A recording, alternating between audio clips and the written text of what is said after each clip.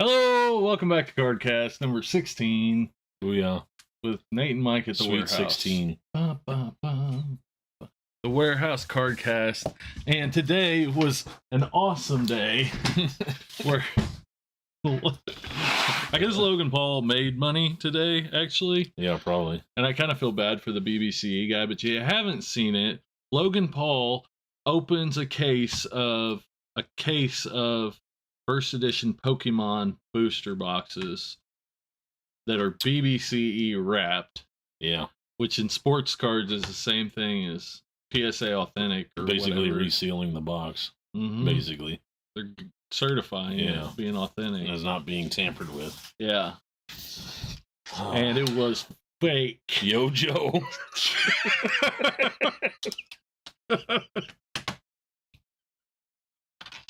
Oh, nice. Man. I like that. It was fake. It was really fake. I love it when the guy from which I do feel bad for him. I think BBC's been really good for the hobby, but I mean, it just shows you that it's somebody's opinion and it's not written in stone. Yeah. Just if like you get a PSA 9, it doesn't make it not a Gem Mint card. It just says that guy doesn't think it's a Gem Mint card. Yeah. And nowadays that guy is Joe Schmo. Yeah. You know, who up until he got this job 2 weeks ago didn't have anything to do with cards. He's 100% a newly grading person. No matter what his history is. Yeah. He's 100% a brand new grader, most likely. You know. You've looked at more cards than he has. I have. No, I mean whoever is watching this. If you're sending something to them, you've looked at more cards than he is. Oh yeah, there was another one. Hey Connor was talking about. So these guys called. Okay, so new news. Okay. These guys called backyard breaks are clowns that like dress up in outfits and open packs and try to be super douchey about it. And anyways, they were doing a giveaway on, I think it was on TikTok. It might have been on Twitch or something, but they were doing a giveaway break of an absolute hobby box, and they pulled a gold out of 10 Trevor Lawrence Kaboom. And they didn't even like they didn't even try to cheat anybody. Like they just said we're not giving it away. That was their take on it. Yeah. Just like, then as soon as they pulled it, they're like, should we give this away? Like, it's a giveaway. Like, you gave it away already. Are you taking it back? Yeah. And yeah, they were. They took it back? Mm-hmm. Yeah. They decided they weren't giving that away. Well, maybe they just destroyed their business model. You would hope, but probably not. Probably not. Oh, man. This guy's wearing like a crop top. Like backyard breaks shirt, but like a crop top up here. One guy's wearing like a friggin' Mario costume. Wow. And the other, it was weird. Like, it's weird. They got a whole costume department apparently. It's a very entertaining break channel. But yeah, they scammed. I mean, I guess they played themselves, but yeah, they scammed a bunch of people. Yeah. Awesome. So well, hobby's looking really good right now. Yeah, this is definitely the time to be in. Yeah, January 13th, 2022. We've jumped the shark. I felt like, going up, everybody's making money, everybody's happy. I felt like you'd start seeing the real crappy part of the hobby when things are coming down. Yeah. And people are suddenly not guaranteed to make money every day, but yeah, that's probably true. I haven't heard too much bad news, I mean, it's not. No. Overall, it's still pretty good. Yeah. I mean, still really good overall. Yeah. That's weird. That'd be like me when we did the giveaway for the helmet, picking and then not liking the guy that won it and just taking it back. Yeah. Oh, this helmet's a lot nicer. Oh, no, I didn't want you to have it. Yeah. Right? Yeah. That's too nice. I'm sorry. But I mean, nowadays, I feel like I want to say it's just like eBay where you just create a new account. Like, those guys can just create a new brand. Yeah. And, if they're successful with that, nobody's going to know. Well, I mean, people will know, but not enough people. I think the only person that really is probably not going to ever buy from him again is a person that they took it actually away from him. I don't know who, I don't know how it worked, but yeah. I mean, if other people were hanging with him, I mean, everything's so split down the middle. There's some guys that said, "No, I wouldn't have gave it away either." Pulling that card, you know. I mean, that's just the way we are right now. Yeah. So, yeah, I hadn't heard that. That's news to me. I think that was today too. Wow. Please no crop tops. Oh, that's the new warehouse uniform, don't you know? That's how we're gonna. We'll put our PayPal up if we don't get $50 in the next 10 minutes. We're both wearing crop tops. Yeah, for $50, you can keep us out of crop tops. For $50, I'll send you a new photo. For $100, I won't.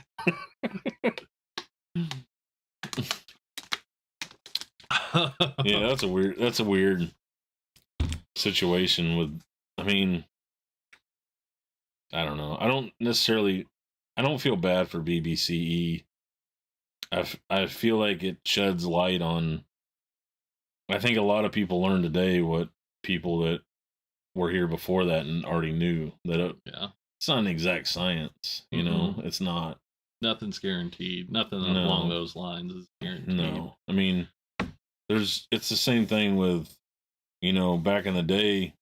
I mean, even now, you look a card over and you think it's perfect and you don't see anything wrong with it, and you put it under the microscope and it's 10x and you send it in once and it's a PSA 9, and you send it in again and it's a PSA 9, and you send it a third time and oh my god, it's a PSA 10. That's the same card. If nothing else, it might be a worse card. Yeah, right. Trying to crack it out. And, but you're happy it got a PSA 10, so now it's a PSA 10. Like, it's the same card. And, I mean, that's why I didn't grade for a long, long time, is because it was just somebody else's opinion, and I valued mine more than I valued theirs. You should. But not valuing, I can understand why somebody else wouldn't value mine as much as theirs, but I didn't have to play the game, Yeah. But now it's so accepted. It's like, Bbce was coming to that stretch too. But if you go, if you put something up on Facebook and ask, is this real? And 80% of people are going to say no, because with unqualified, they have no qualifications, but they're going to say no. Because that's a trendy thing to tell somebody that, no, you wasted your money or something like that. I'm really surprised we've never sent a single vintage card off that's come back as all unauthentic, right? Or altered. Not even altered. No. I feel like there's probably a lot more trimmed cards and stuff out there than what gets caught. The good ones you can't tell. That's just it. Yeah, the good ones you can't tell. Yeah. And they might have been trimmed 20 years ago and they've already aged. Or 40. Or 40. Aged past the point of being able to tell. I mean, there's certain cards that I've sent in that I wasn't 100% sure they were real. Like, for the one that pops right in my head is that Beirut swell card. I've never felt that card before. It's not a high population card. There's not a lot of them out there. Yeah. So I'd never seen it before. I mean, I've seen the card, but I never felt it out of a case because every other one was already graded, was in the case. I never felt a swell card before. Sure. So that one I wasn't 100% on, but it came back real. I mean, between the two of us, we're pretty good at spotting the really easy ones. Yeah. So, and we just haven't been caught by one of the good ones yet, I guess. Yeah, I'm sure it's coming. Yeah, for sure. Either that, or there's so many new graders that they never get caught. If they're decent, they're not getting caught. Yeah. I mean, we're not sending. I guess we are kind of sending the ones that people would do that with, but. Yeah. But that's like the video that I watched, that guy's he's almost telling you what to look for to make it, but that's almost a roadmap on how to fake it. Yeah.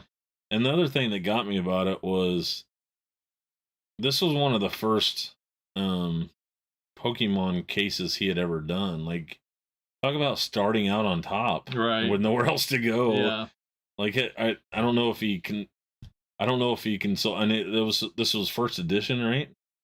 Is that like the? Yeah, it's $3 million. I mean, I guess it was more than that if it had been real. What? So did he consult? Did he look at a sealed second edition or what, unlimited or whatever it's called? Supposed to be exactly. It's like, did he see that case, and look at it, or did they weigh it to make sure it weighed the right amount? Like, apparently not.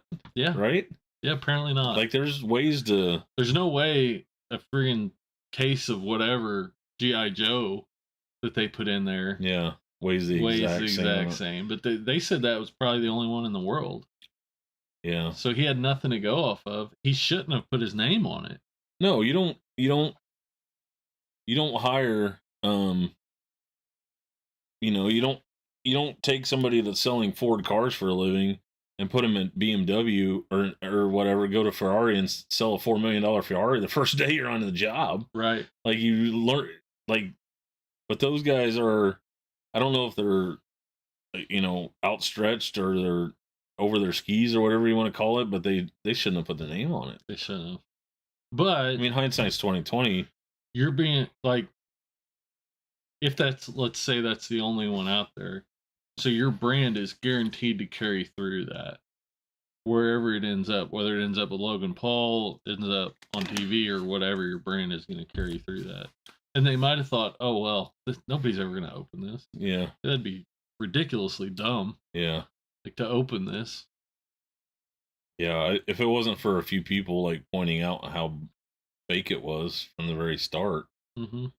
I mean, there's definitely there's 1,000% somebody on the internet that knows more about anything that I'm looking at than I do. Yeah.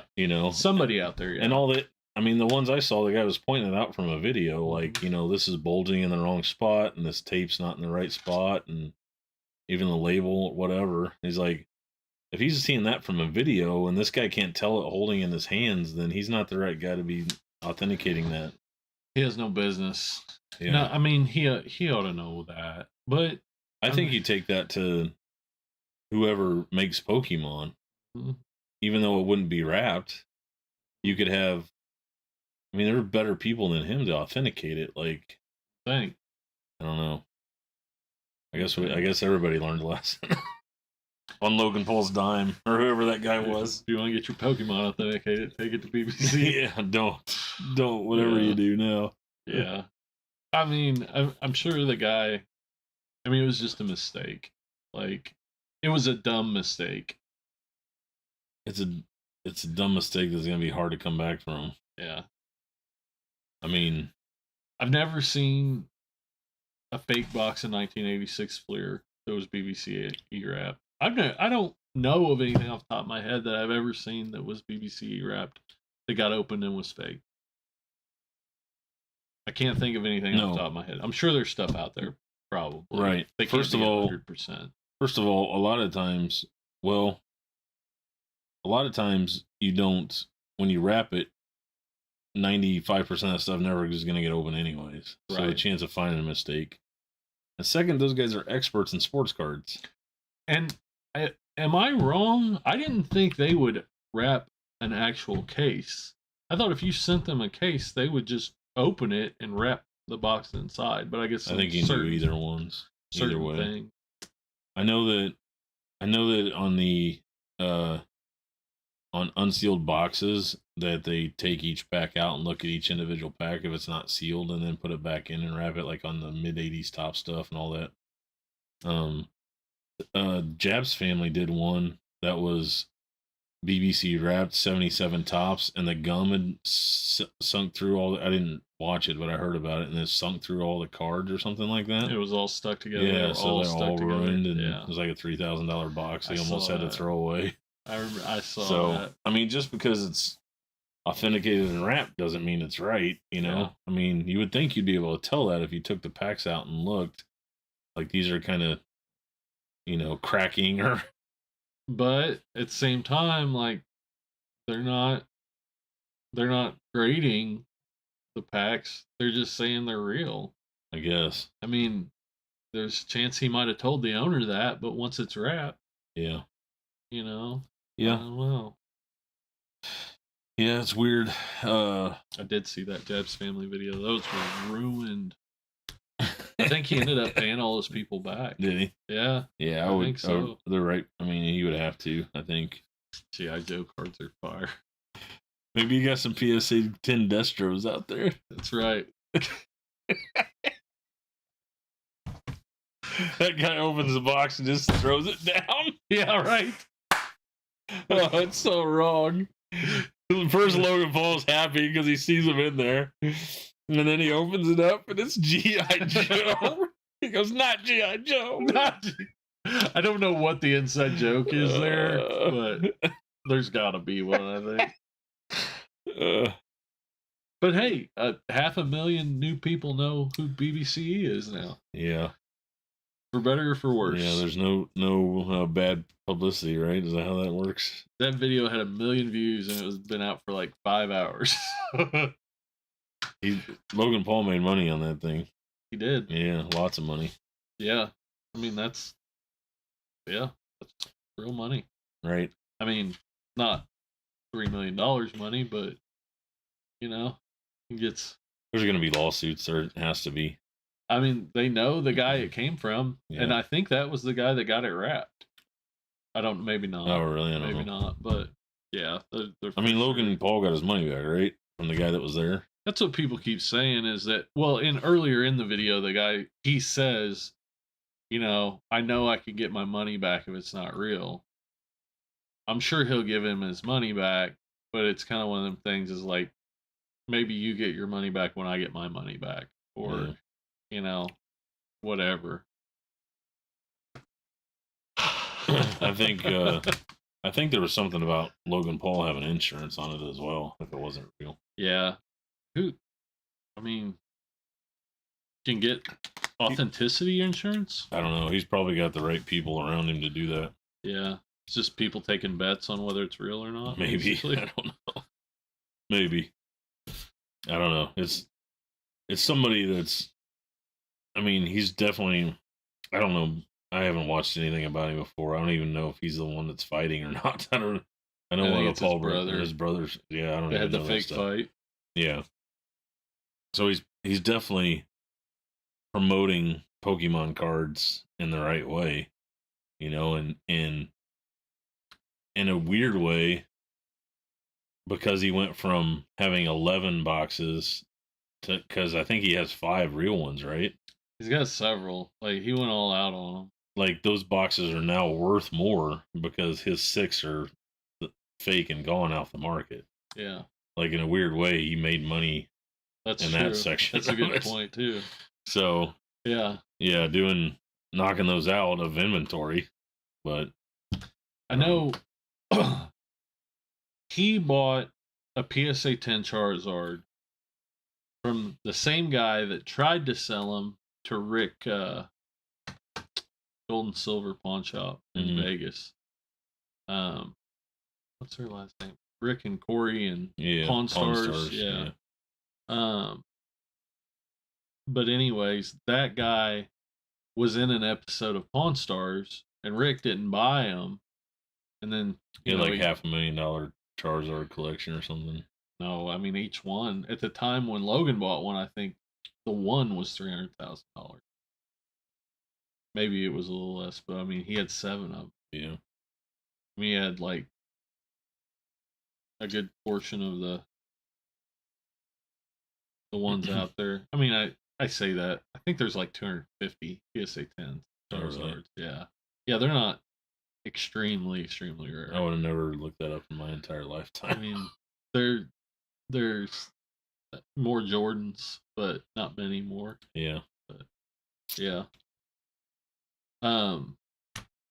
So, and it might be different now. Like, there might be more now. Mm-hmm. I'm sure Logan Paul sent some in to get graded. So, you know how much a PSA 10 roadblock out of those GI Joes, and you just call it the Logan Paul collection, would go for? Like, they would sell for 10 times whatever a PSA 10 is going for. Like, those guys are going to be able to make money off of all of this stuff. That's a good point. They could do that. This is the Logan Paul GI Joe Pokemon collection. Yeah, the Bbce Blunder collection. You put Pokemon and get a PSA 10 Scarlet or Snake Eyes, and it's over.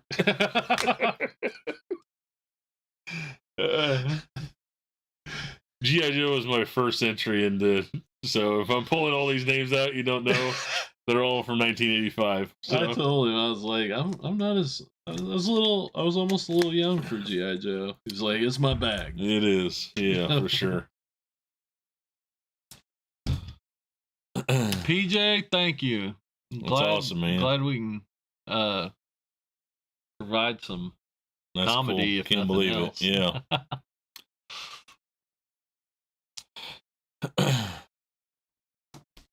Theodore, what are you mad about tonight?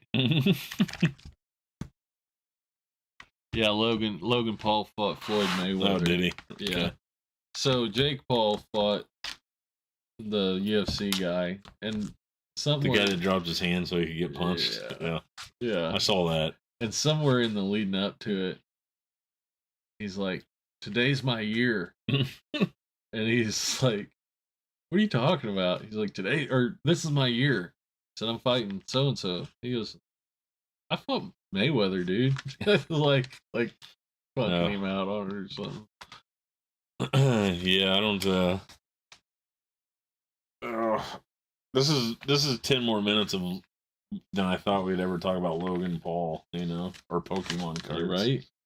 He's kind of like he's like he's brought the most attention to Pokemon. I like going on YouTube and finding the actual like Pokemon enthusiasts and having them like watching them break down like. Oh really? Yeah, he had the one video where he had this guy in there that's just a total scam artist or whatever that he's promoting as his expert or something like that. And I like going in there because those people actually like do their homework and like call him out on stuff. Yeah, That'd exactly. be good. They are not happy about Logan Paul. Like, yeah. I think the hardcore Pokemon card collecting community, sure, they might be happy about prices going up, but maybe not. Like, they're trying to make their set. They're probably not. But yeah, they don't like what's being. It's us and Gary V. Yeah, with a wider audience. Like, he's brought good and bad together. Yeah, for sure.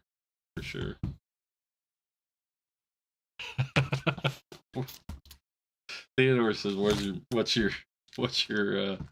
your Marvel cards and NFTs?" Oh, we got them, baby. Warehouse NFTs. Yeah. It's me and Mike in a crop top. Yeah. Animated. As a turtle. You pay, if you get the premium edition, it's the actual photo. I like Pokemon. I think I don't. You don't like Pokemon? No, it's stupid. I like the idea of it. Why is it stupid?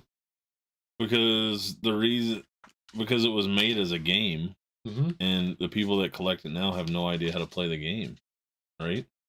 No, I think there's still people that actually play the game. Not the ones that are paying millions of dollars for them. No, those people aren't. Yeah. But, I mean, that could be said about cards for sure. About sports cards for sure. Why? Because a lot of people are paying millions of dollars for sports cards. Like, now, aren't sports card collectors really. But they watch baseball. True. Yeah. Like. But they don't play baseball. They probably did. They probably did. So you're saying it's different because they've never played the game. They don't even know how to play the game. Right. Like I play Stratomatic, and it's like somebody coming in and collecting Stratomatic cards and putting them in PSA holders and never played Stratomatic. Like, it doesn't make any sense to me. Well, PSA Gray is Strato card? I don't know. We should find out. Yeah, we should send one in. Send one to SGC. SGC first. Yeah, we don't. Big holder. Yeah. The Juan Soto Strato. Yeah. The 2021. Perforate it with an X-Acto knife and send it in. I bet they would. I like the idea of that. Yeah. What'd you say is home runs on 6 out of 18 chances? Yeah, that's Byron Buxton. Oh, yeah. Yeah. Juan Soto's card's pretty good, but yeah. I digress. I think people, like so many new people have come in the hobby in the last 2 years. I mean, some of them have come and went already. But the amount that people have learned about cards, whether they're still interested or not, is tremendous. Right. Even if it's just a bunch of people learning starter knowledge about sports cards, the amount of people who have an introductory knowledge to sports cards has tripled. Sure. Probably, yeah, at least. Yeah, there's people in here every day that yeah, I mean, you couldn't. I mean, there was no reason for me to be open 6 days a week 2 years ago. There wouldn't be enough. I would go entire days without seeing anybody, probably. Mm-hmm. You know, I know there was shops that tried to be open 6 days a week and closed, and they were only open like Wednesday through Saturday. They didn't need to be open the other days. Yeah. But now you never know who's going to walk in that wants to sell their collection of 800 blasters that they've bought from Walmart over the past 2 years. You know, You don't know. Or open blasters, so it's just a bunch of commons. I see so much of that on Facebook. So many people posting like, selling my wax collection. Yeah. Just hit me up with whatever you want. It'll just be a picture of just everything you can imagine. Like a stack of wax, yeah. Good luck, buddy. Yeah. Like, blow that stuff out. Because right. Pokemon. I mean, it was a really bad decision for Bbce to wrap that case. I mean,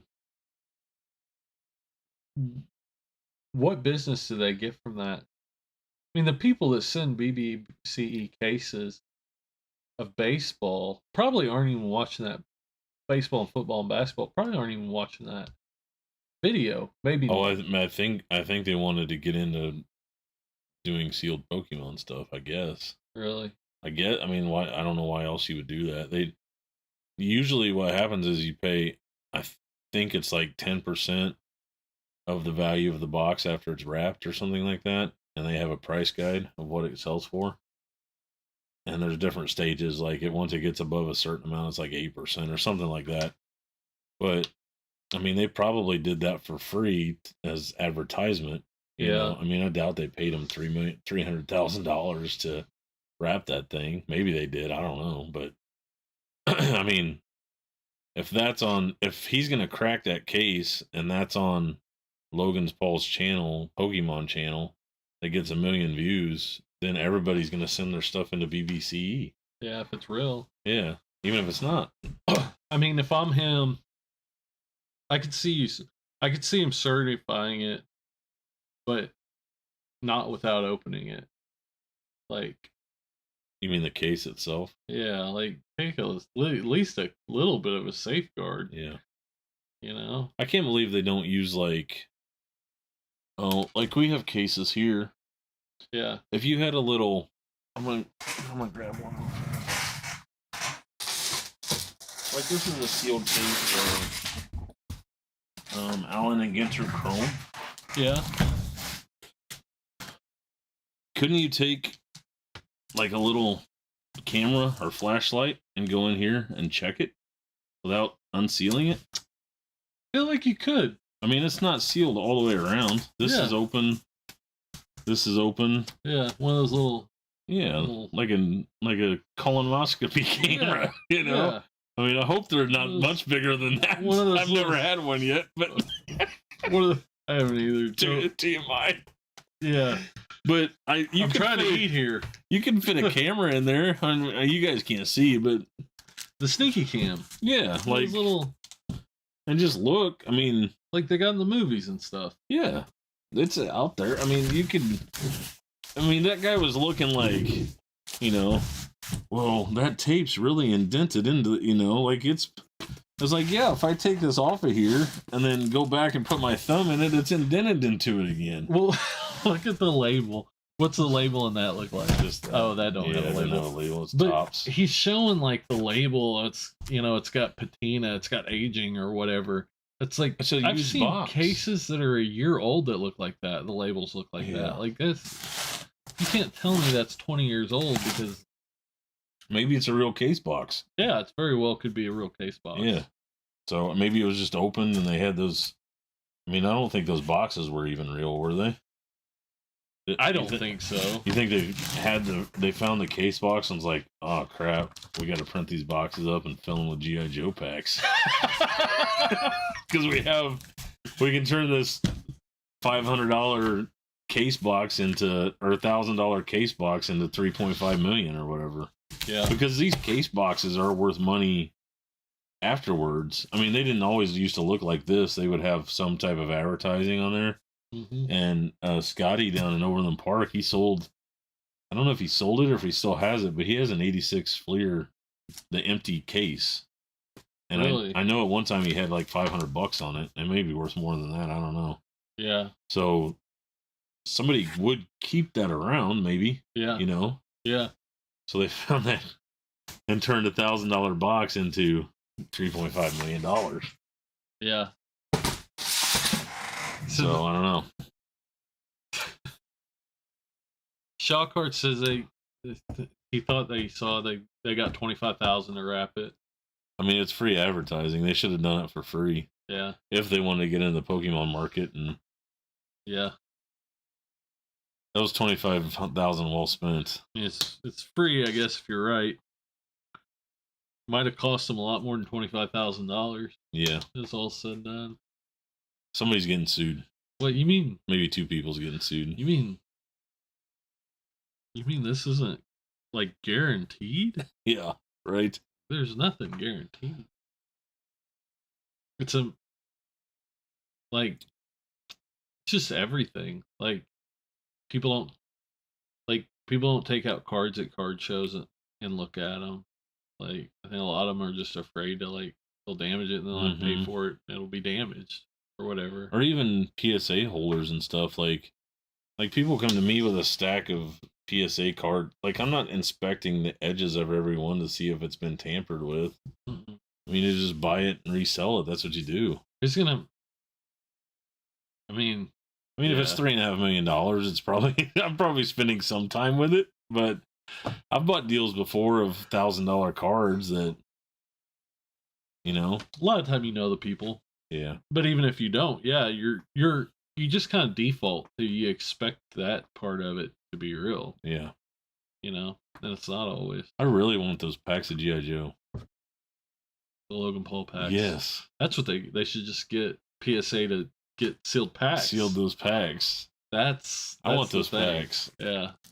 There was some guy on one of my Facebook groups, and I'm in a group that's just for card shops, and a lot of the guys have been around forever. And he found a G.I. Joe pack or G.I. Joe box, and he goes, 2K, no beatdowns. I know what I got here.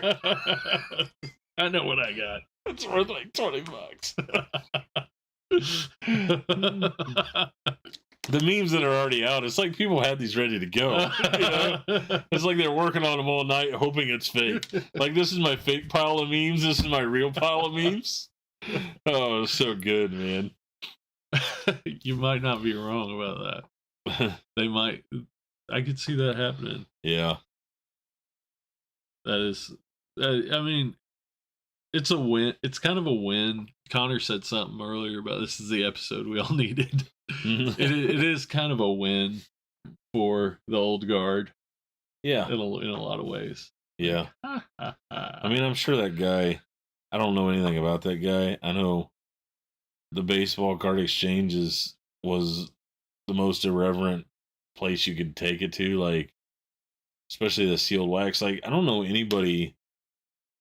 I mean, I really don't know anybody that's a sealed wax expert. Like, you didn't look at that stuff. Like, you didn't study 86 Fleer when it came out. You bought it and ripped it open. Yeah.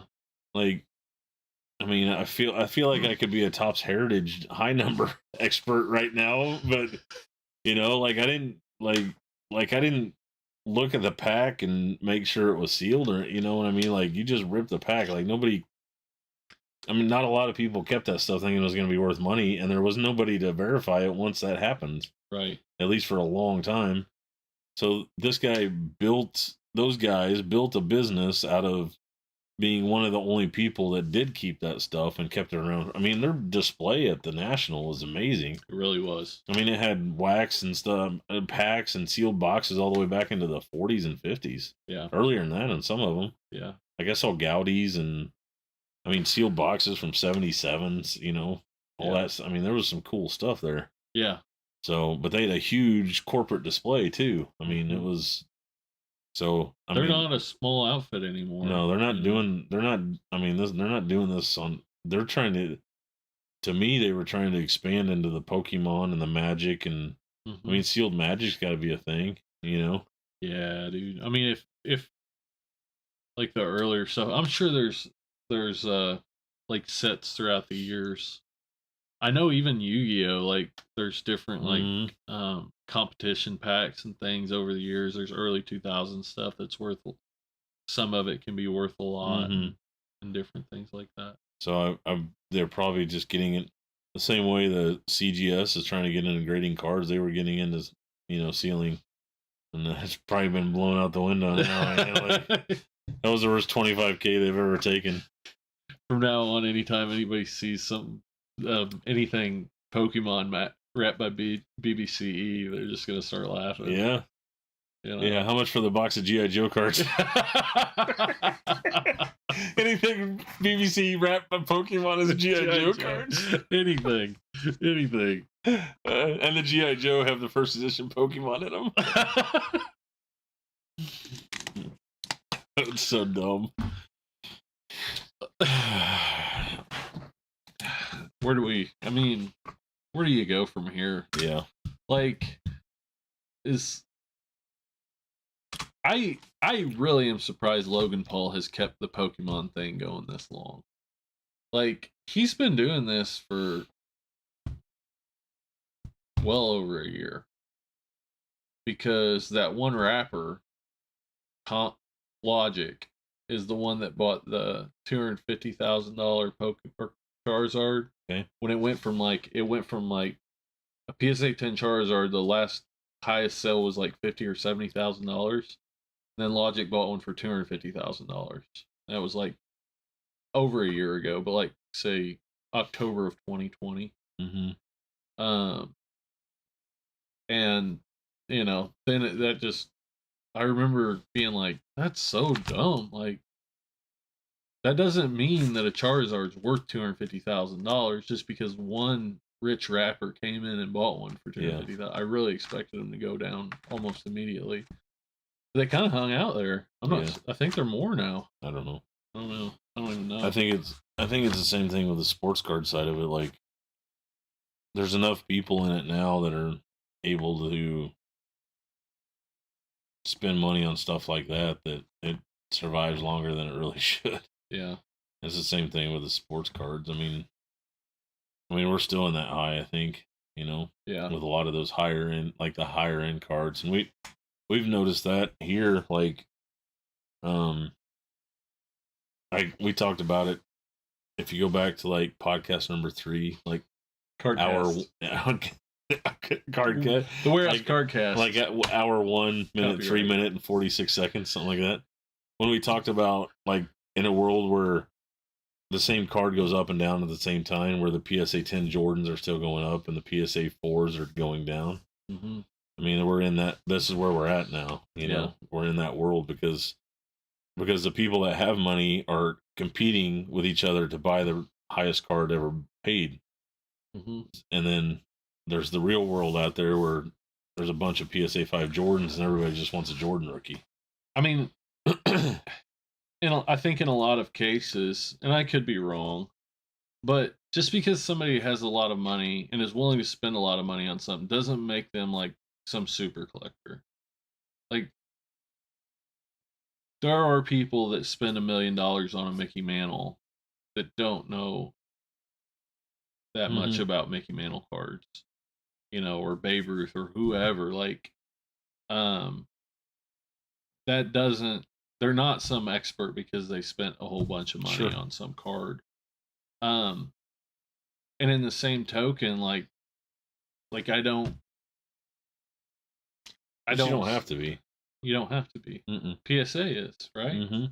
They already put their stamp. That's why they got their money for it. Like, yeah, you don't have to be. I mean, there are collectors that are better experts on certain sets when they come in here, and they're like the guy today with the the Kansas City Ace checklist that was telling us about how there was a line separation in one. I never noted that before. I never even looked for You that. should have seen his variation. list. Really? It was really cool. Yeah, I never even seen that stuff. Some of that stuff before. He was just building a master set of Kansas City Ace cards. I mean, I've seen 62 green, green tint ones or whatever, but that one where he turned it over and the line was here. I didn't never seen that before.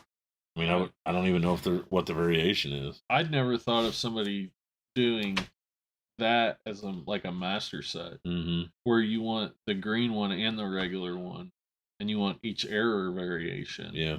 And he wanted gray backs and white backs and all the different variations. Yeah. So that guy could teach us about at least Kansas City Ace cards, definitely, and probably the vintage stuff because it probably applies to everyone. You know?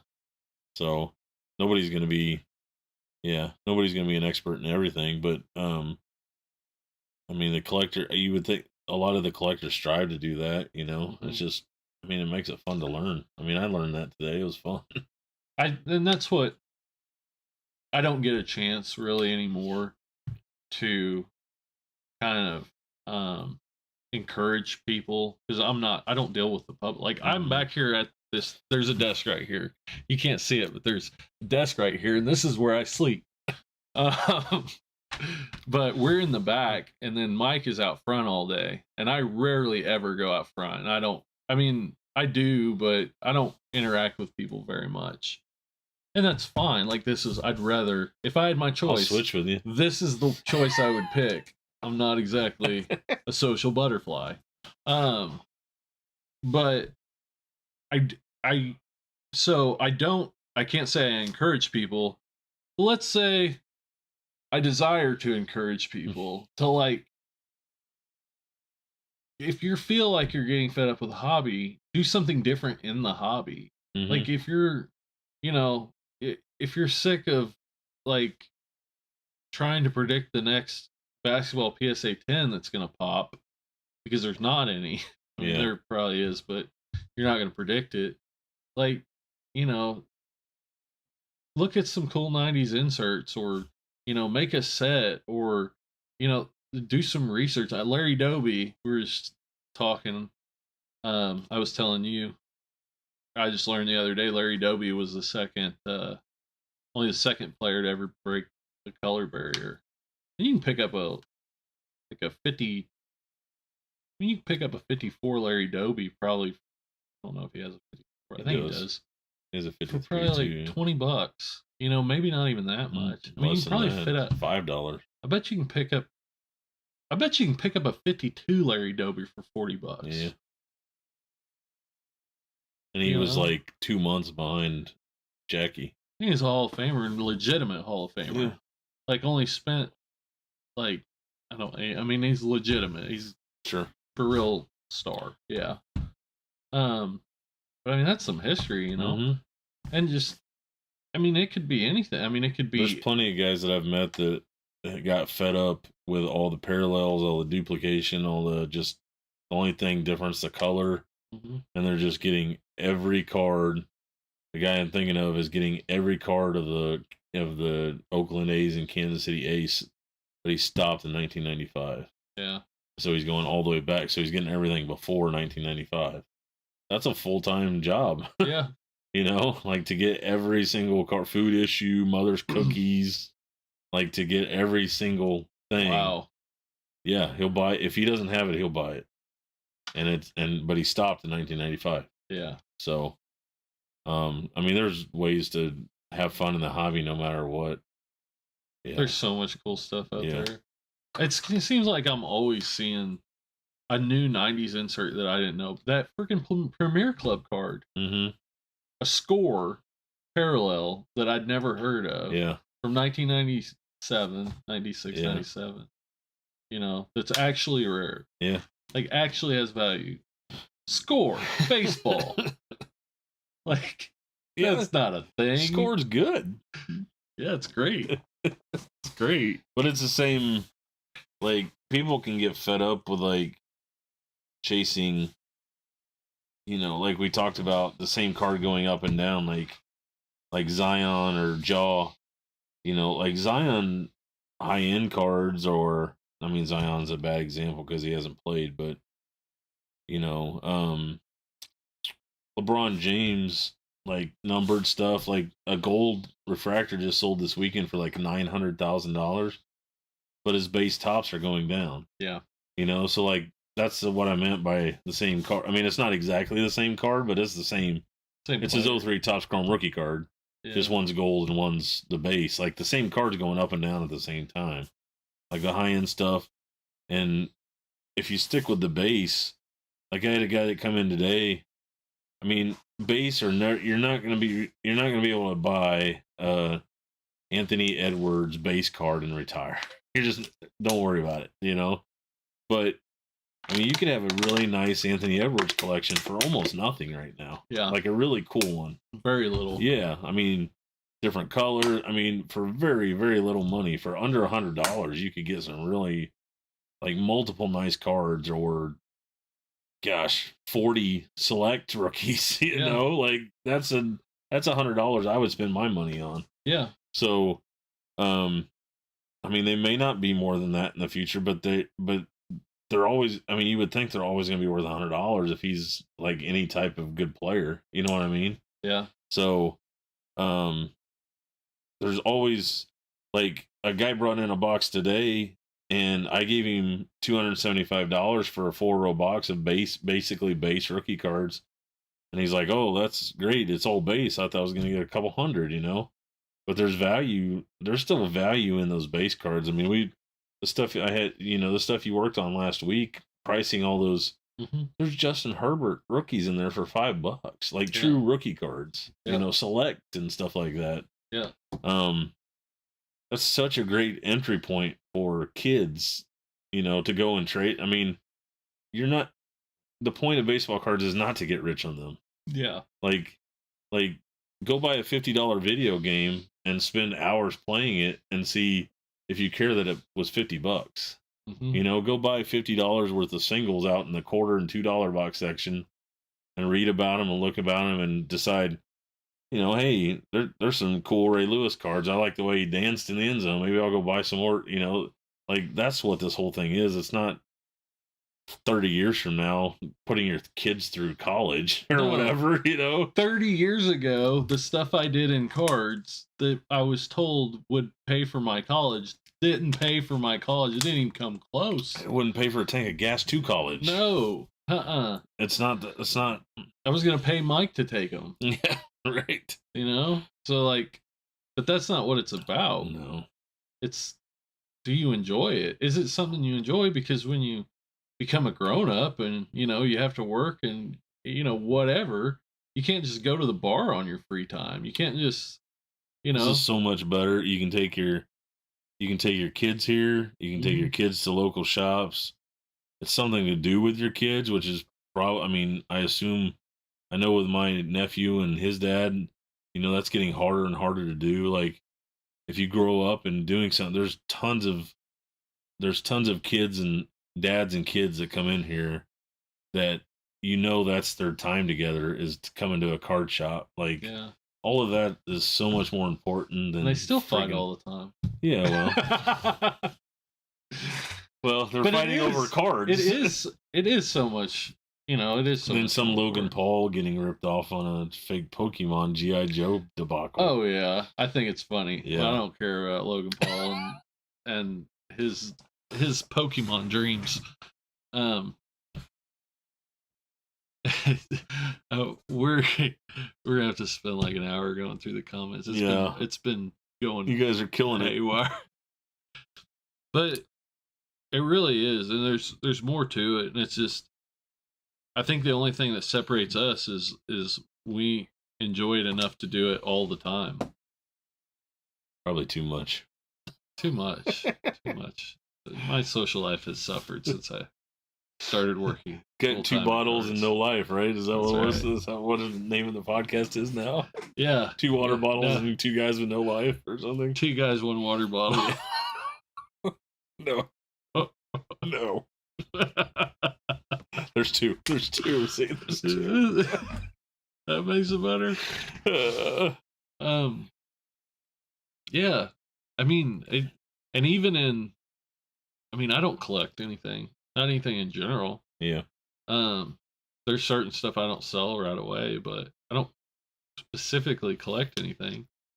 But I've probably said this on here several times, but I've held and owned way, way, way more stuff by, buying and selling things to make a living or whatever than I ever would if I was collecting them. Mm-hmm. That's how I see it. Yeah. I've had a lot more stuff pass through my hands than I ever would if I was just buying stuff to keep it. Yeah. So there is I guess I'm justifying my collector spirit. It's kind of weird. In my capitalist life. You can kind of see in like dealing with different people in different walks of life. It's like, some people are in it just to, some people are in it to show off their cool cards to other people, like they'll show you pictures on your phone and stuff like that. And it's like, I'm glad you're enjoying it. I'm glad you're doing, and it's fun to hit, and then there's some people have the best collections in the world and you'd never know it. Mm-hmm. It's just everybody has a seat at the table and you can do it the way you want to do it. And I don't know. It's this whole celebrity type, we have to get more people into the hobby type. Like, I'm not sure that we do. Like, I think the right people are here. Like, if you're introduced to it and take a hold of it yourself, you're going to stick with it rather. I mean, trust me, nobody is more happy about the boom than me. That's like, thank you very much. But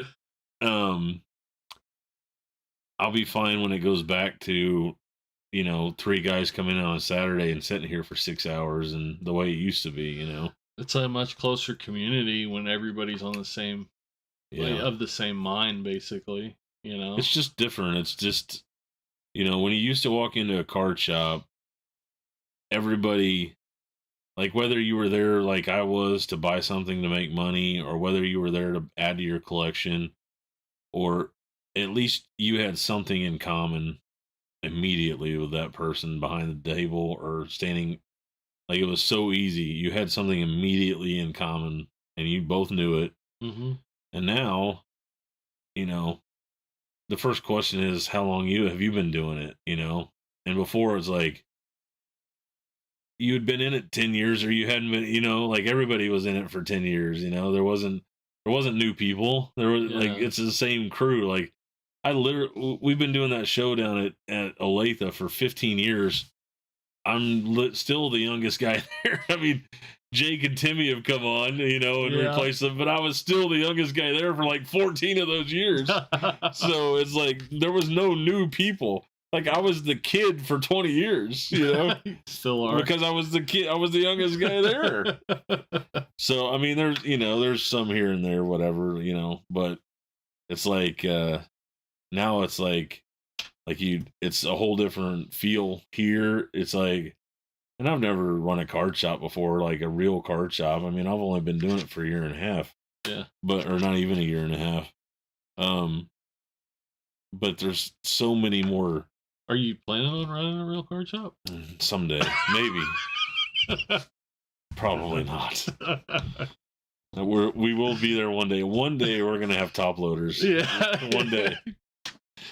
But like basketball hobby boxes. Yeah, no, we will never. Days. No. Actually, I tried to order some hoops the other day. I was like, I'm not paying $3,000 for a case of hoops. Like, I've done this. I've never done like 3 years ago. You could have bought hoops for $3,000. What not? What not? We have to ban Connor. He said Packers at the Super Bowl. Oh yeah, I heard other people saying that. Or you must be on the same drugs as they are. Chiefs beat Cowboys 24-10.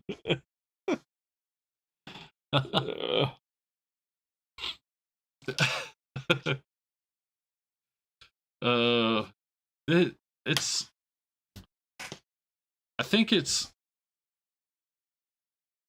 think what's interesting to me is that the cards are cool all on their own. They don't need a hype. They don't need a hype guy. Like, the hobby doesn't need Jeff Wilson or Sasha or me or you, or doesn't need anybody to sell cards. I think that's why it's still a hobby after 40 or 50 years or 70 years, 100 years, whatever. You know, like there is something. There's something about cards that people are drawn to. You know, and that's what irritates so many people that have been in a long time, is that, you know, it's just this noise that's come in. I mean, I it's been taken over by like the machine. Yeah. A little. Yeah. You know, like you know, remember in the early 90s or late 90s when they were just pumping out boy bands, and there was like this formula, like he's the cute one and he's the smart one and he's the, you know, whatever. Like, it feels that way now. Like, it's part of the machine. Like Topps tried to do this like 15 years ago. They put like fangirls autographs into like Finest product, and they were trying to make stars out of the people that were on their show. And it feels that that's happened now. Like, I had a kid come in and he said he's going to Dallas, and he goes, I wonder if Card Collector 2 or Sports Cards Investor would be there. That would be neat to meet them. It's like, I used to go to Dallas thinking it'd be cool to meet Emmett Smith. Yeah. You know, and now we're meeting not, you know, who's Emmett Smith? Let's go meet, you know. Like, it's good for them. They built their brand, whatever, but it just feels a little machine-ish. It feels a little, you know, like BTS K-pop stuff to me at that point. You know, the YouTube machine has taken over. I would argue that it very much is, and I think we'll see what happens over the next 10 years. Yeah. I mean, if you'd have built a brand in 1990, how much would that have benefited you over the last 30 years? Sure. You know? I mean, getting your name out there is one thing, but if you'd have spent the money and time in quote-unquote building a brand, whatever that ends up being, exactly. Like, outside of the hard work that you put in, I mean, does it get you a free lunch? No. You know, it doesn't get you anymore. No. You know, so, you know, I commend them guys on chasing their dreams or whatever they're deciding they're doing. It's not a decision I would make with my money or my time. Yeah. But somebody was in here earlier, and I said, yeah, they were talking about how the guys on YouTube will open a $2,000 hobby box and they'll get $40 worth of cards, and they'll just act like it's so awesome. Mm-hmm. And I'm like, yeah, the breakers are the ones that'll actually, you know, give you the truth, and the guys that are for the breakers that are supposed to be selling the cards are the ones that'll be like, oh yeah, that was a crap box. Yeah. And the ones that are supposed to be reviewing it, telling you if it's any good or not, are the ones that are like, oh my gosh, because they're trying to get views. They're trying to get YouTube views. So they want to keep everybody engaged. It doesn't help anything if you don't pull something good. It's backwards. Yeah. You know, they think they have to. There's breakers that hype up their own stuff too. Oh, there for sure are. The good ones don't, but yeah, there for sure are. Yeah. Yeah. So. Yeah. Holy crap, man. What's with all the comments? I know, right? All gas, no brakes, Nathan. There you go. Have you ever seen that? Mm-mm. Oh, it's sick. It's actually called Channel 5 News now. Okay. The guy that just goes around to like he'd go to like a QAnon convention, and he's wearing like a really goofy, like a really like traditional suit. Okay. And he's got a big microphone, and he's asking like serious questions. And then the people on the other side are just the comedy. Like them seriously answering the question to this guy in a suit holding a microphone who's got a guy holding a camera behind him. Okay. So they'll go to Burning Man, or they'll go to anywhere where you can find interesting people, you know. Like the Daily Show guy, that Cleaver guy? Yeah. Okay. Yeah. It's basically that, but funnier. Okay. I mean, yeah, it's that, but funnier. Oh, no, I've never seen it. It's like more, but yeah. So he had a show on YouTube called All Gas No Brakes. It was huge, a huge channel, and that show was actually owned by somebody that like Fox kind of News. paid him to do it, Oh, yeah. and they had a falling out. So now he has his own channel. It's kind of like without that guy, there isn't. I'm getting going down a rabbit hole. We're supposed to be answering questions, but yeah. All right. um. Excuse me. Gosh, I had some Taco Bell earlier in it. My belly's bubbling. Don't worry, the microphone's Yeah. right there. Yeah. South Park needs to do a show on Gary Vee. I like it. I like it, Theodore. Rumor has it Mealy Pops and Jacob bribed the guy from Bbce with a Harley. What? That would probably be rumor at this point, I think. Yeah. Who's Jacob? Paul. Jake Paul. Oh, Jake Paul. Yeah. Mm. I don't know that guy.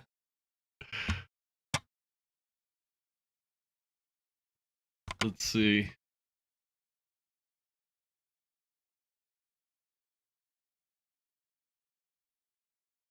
Oh, Theodore says you think people in the hobby don't, or at these grading companies don't tell. I think he meant to say payoffs. Yeah. Don't take payoffs to grade cards. Yeah, I think they. I mean, unfortunately, I think it's been shown that that's probably been the case for a long time. I don't know. I mean,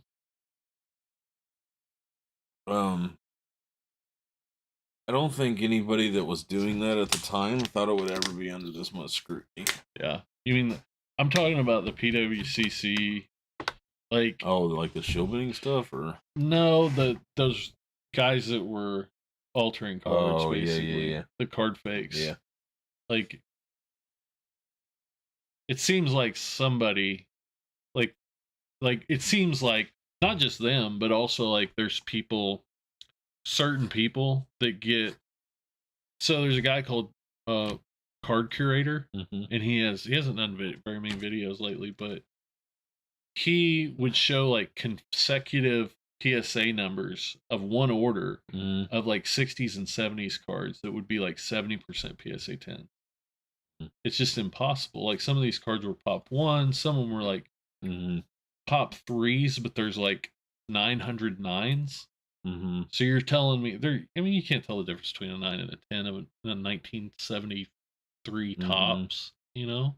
So that was his, like, he was finding like these blocks of submissions where they were getting really, I heard stories grades. And I won't say which grading company it was, but I heard stories that they were in at a show and the grader would come to another dealer's room and grab a stack of cards and he would ask him, what are these supposed to be? And then he'd take them back up and bring them back down, and they would be whatever he wanted them to be, and there would be, something on the back end for him. Yeah. I mean, it's literally somebody's opinion, or it's not somebody's opinion. I mean, it's the same. The difference, the grading was not set up, and the authentication was not set up for the difference between a 9 and a 10, or an 8 and a 9. I can buy a lot of 50s cards for less graded than I can raw. I could buy graded 50s cards right now that I could crack and sell for more. Not a lot more, but I could sell them for more. And I kind of agree with that. Like, there's something about holding that card and feeling it and like everything else. But I think the difference, I don't think that's the reason they sell for more. I think the reason is because they're tougher on cards now. And if you look at a card and think it's a 5, that could be a couple $100 swing on a 4 that you're paying $300 for, and you want to send it in and make some money on it. Yeah. I mean, it's a 4. I mean, I mean, it could be a 5, I guess. I mean, if you send it back in, but it's always that unknown. If it's ungraded, then it's unknown. Yeah. You know, so a 4 inside a holder is less than a 4 outside of the holder. Just like right now with like, I mean, kabooms are probably a perfect example where where a raw card will go for more than a PSA 9 Mm-hmm. because of the opportunity that it could get a 10. That's always the way it used to be. Yeah. Like PSA 10 or PSA 9s, you broke even if you're lucky. Mm-hmm. I mean, not even after grading fees, they would sell for the same as a raw. Mm-hmm. It always used to be that way. The 10 was what anybody ever cared about. And then this whole boom, it was like PSA 9s are twice raw for some reason or whatever, like 150% of raw. Mm-hmm. And it's like, it's a 2020 card. It's supposed to be mint. Like, if you opened it and threw it around a little bit and dinged it up now, it's your own fault. Like, that is a great point that You know? I've never thought about. But yeah, if it's not a 9 and it came out of then you need to send it back to get it replaced. Yeah. You know, there's something wrong with it. Like, that's not what grading was for. Grading was, you know, the difference between a manual 2 and a manual 6 needs to be explained. Mm-hmm. But if I'm looking under a 10 times loop to find one little flaw to make a difference between a 9 and a 10, I don't give a flying, you know? Yeah. Like, I mean, some people obviously do, but I don't. Like, yeah. I'd rather have 4 9s than 1 10, you know, or 4 different types of 9s, you know, than 1 10. Yeah. I'd rather have, you know, a prism and an optic and a select and a whatever 9 than 1 prism 10. You know? Yeah. It's almost the same card. And right now, I mean, this junk slab stuff's so cheap. Mm-hmm. It's like, I mean, does it ever get any cheaper? I mean, can a friggin' It never. There's so many cards out there. I thought about this the other day. Like, we were buying and selling cards, and nobody really talked about it then. Not that I know. I mean, I don't watch a ton of YouTube. Like, but nobody was talking about pop counts before they got out of control. You know, like, like nobody. I don't know a lot of people that said, you know, there's only 3,000 Zions, but there could be 20,000 of them sitting in PSA. Like, there was 4. Now that we know the numbers, you're welcome. For an entire year, there was 10 million cards sitting at PSA that people thought were worth getting graded that were out of circulation. Yeah. And until the stuff started coming back, it wasn't in the market big enough to make a difference that, oh yeah, all that stuff's coming, like there's a million of these. There's 10,000 of these now, you know, and they were all sitting at PSA. What always got me was like somebody would say something lending like along the lines of, "Oh, a Shea Gilgeous-Alexander is only a pop 4,500." Yeah, it's like because there weren't you telling me Panini printed less of the Shea Gilgeous-Alexander than they did of the Luka? No, it wasn't worth grading. People weren't grading them. Nobody cared to grade it. Yeah. I mean, that's like every card in this shop being graded times 3 and being out of circulation for a year almost. You know what? I've got a good question, I think. So imagine how much more space, actual volume of space, a slab takes up than the card itself. If you slabbed every card in this place, would it still fit in this place? No. Didn't we figure? No, that was comics. That was we were comic trying to books, figure. Yeah. What was it? 100,000 comics or something? Comics by the pound. 50 cards will fit in one row of a 2-row, right? 50 slabs. I don't know. PSA something slabs. Like that. Yeah. It's like 50. Yeah. So that's 100 versus 1,600. Yeah. Or 1,500 or whatever. 1,600 times 14 Plus taller. Yeah. 14 times more space plus the boxes. Yeah, there's no way. It's 14 times. Yeah. Yeah, I don't think so.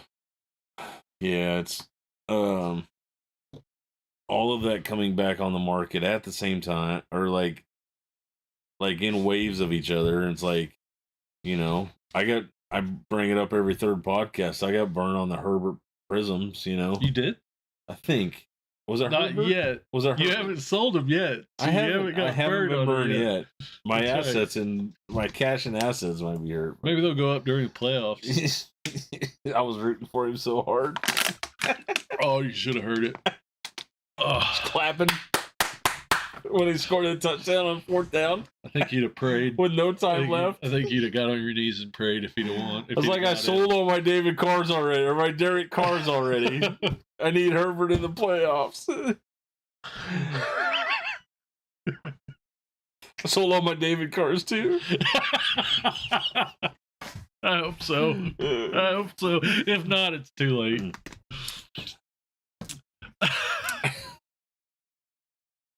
It was like midnight. I was probably shot. I was probably already out of for the day. You got burnt, but golly, what was it? Gavin Lux, Topps Chrome PSA 10s? Just as Topps. Topps PSA 10s. It's like the 4th most graded PSA 10 in the history of PSA. And there's like 20,000 or 19,000. Say there's 20,000 of them. And it costs $10 to grade one. So it's $200,000. They're not even worth. I mean, a PSA 10's not even worth $10. Not even $10 anymore. I looked up. Somebody pulled out. I had a PSA 9 Luis Robert Topps, and it was like $8. Like, what's the point? Like, what are we doing? What's the point? You know. I feel like I should be, but that's the thing is like I feel like I should be buying PSA 9 Luis Roberts and Kyle Lewis's, and there's 15,000 of them. I know, but why not just buy for $8? Why not just buy 16 base cards? Takes up more room, 14 times more room. We're gonna need a bigger boat for all these cards. We keep buying, we can't get rid of them. Burn the boats. Did you hear that? Georgia's coach. Oh yeah. Said, we burned the boats. No. We went to war. We burned the boats. We can't leave unless we win. So thanks for the 4 people still here. Yeah, no kidding, right? 16 concurrent viewers, my friend. Hey, my family's here. And a ton of, well, that's why we got the extra 12. That's right. Mealy Pops had a part in the fake box, even if he didn't know it was fake. And the video they filmed with the fake case has comments disabled. Wow. That's what building a brand will get you, I guess. Yeah. You're trying to get your name out there. The biggest podium has the farthest to fall, right? Yeah. Good. That's a good saying. I like that. You're kind of like Confucius. I'm Joe Rogan over here. You're like a small, hairy Confucius. It's better to be a warrior in a garden than a gardener in a war. I wish I was up to date on my Joe Rogan impressions. Really? That's fascinating. Tell me more. Tell me more.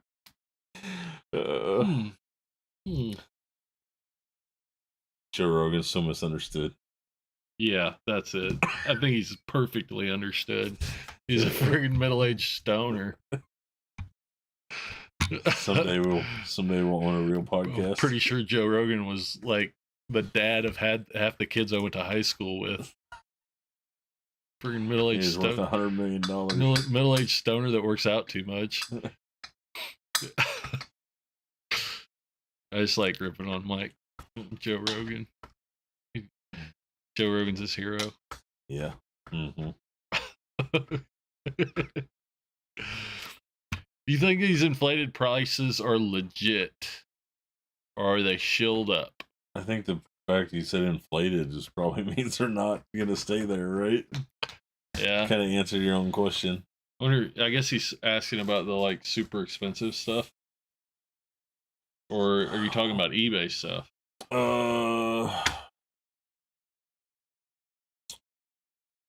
I think I mean, I got a new chair.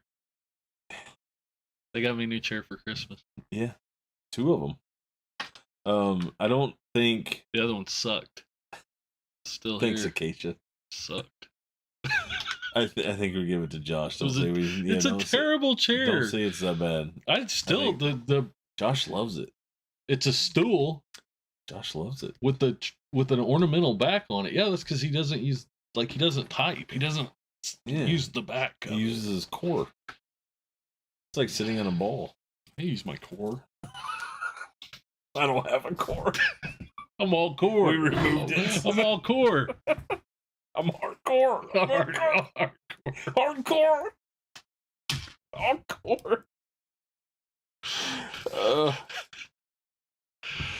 We took some gummies before. Yeah. Joe Rogan over here. Joe Rogan gave it to us. Fascinating. Yeah, we're down to like 4 people now. Who's buying cardboards of unproven prospects for that amount of money? My theory is that card manufacturers are bidding these cards up so they can sell products at high prices. Yeah, I mean, I don't think that's the case, but I could see why you would think that. Nobody like a lot of people, and there's nothing wrong with this. But a lot of people will buy a card to show it to their friend to show them that they got the card.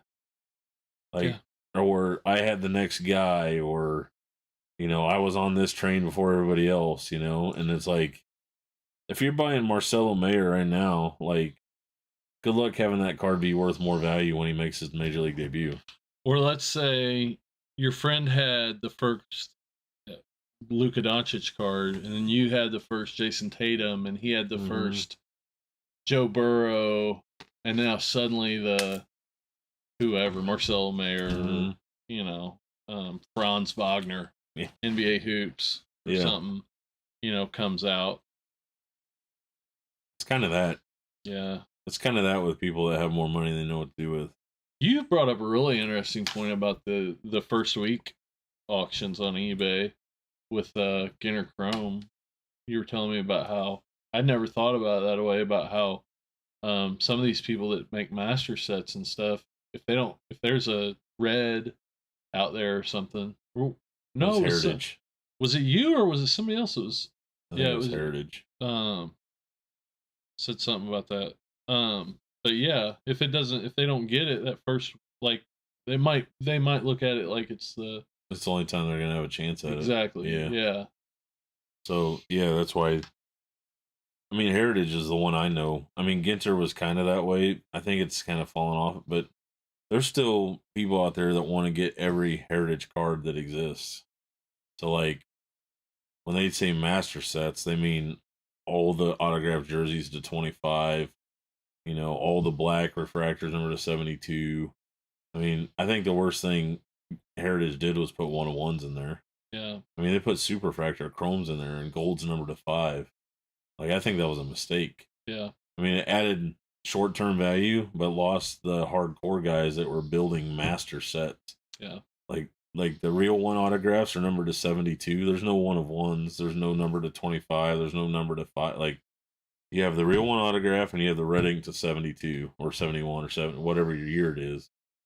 Perfect. You can still do that set. Like, it's possible to find a Hank Aaron number 72. Like, that's the one I'll be waiting for because it's $600, but it's attainable.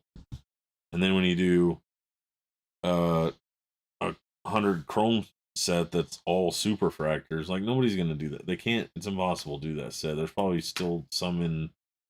So I think you're right. I think they messed up. I think they messed up by making it more. I think they messed up for the brand by adding value for that year. Maybe it had dipped some. I don't know what they were.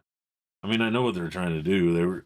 They were adding value. It's the same thing that Panini does by putting kabooms and stuff. They were adding value when it wasn't really there. Yeah. And making it. I mean, I got a Carlos Santana gold out of there. That's going to be $50 or $40 to somebody, but it doesn't matter if I pull that out of Heritage or I pulled it out of Topps Chrome. That's what it's going to be worth. Mm-hmm. So it's like they did flip stocks numbered to 5, and I mean that's just it's just too much. Like it added some of that stuff was pretty cool, but now we've gone too far. Like it needs to be dialed back. You think they even realized what they were doing? You think they even realized there was a subsection of collectors that were trying to get every card in every year of Heritage, or every card in whatever year they picked? I don't know exactly when it stopped, but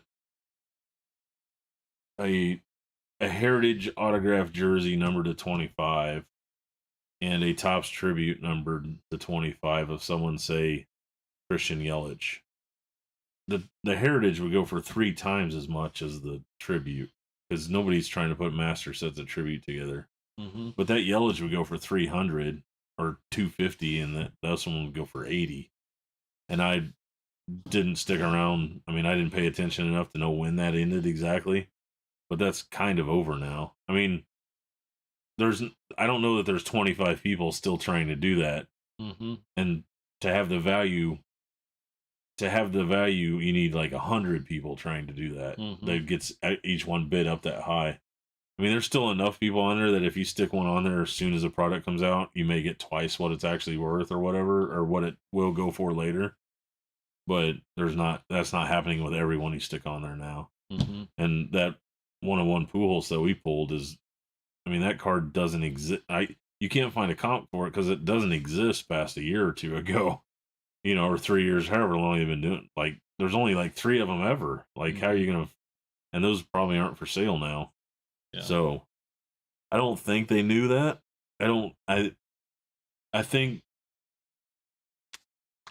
I don't know enough about the Heritage brands, like the brand. I don't know anything about the Heritage brand managers, but I doubt it's the same guy from 2001 when it came out. Yeah. So I don't know. Probably not. I bet this guy wears sandals. Has a beard. Do you think this guy was born in 1972? I bet he has 4 different products that he uses to maintain his beard. Yeah. Don't check. And none of them are made of actual animal fat. It's true. I don't get this stuff. The beard oils and stuff. Yeah, I know. The fancy hipster beard. I use bacon. Products. Bacon grease. Smells good the whole day. Pizza drippings. That's why everybody's attracted. That's why everybody comes up. They don't even know why. They can't get enough. They don't know why. It's your aroma. It's the bacon smell. Bacon grease. That's how you get it right here. See, I use a little too much. This is torched. That's funny. That's why it's red. Yeah, he's actually blonde. Pork lord.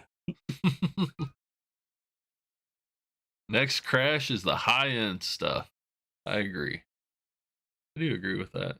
I think at some point, people with money will get bored of cards. Yeah. Hopefully baseball is back next week. I doubt it, but I guess they had a meeting and nothing really changed. They had a meeting? Yeah. They had a meeting today and nothing really moved. The owners made a proposal and the player said nothing really's changed or something like that. I got interrupted reading the whole thing, but that was the headline. So the owners made a proposal and the players said no? The owners, not a proposal, whatever you want to call it. The owners made what they thought were some concessions and the players said nothing's really happening here. Yeah. Yeah.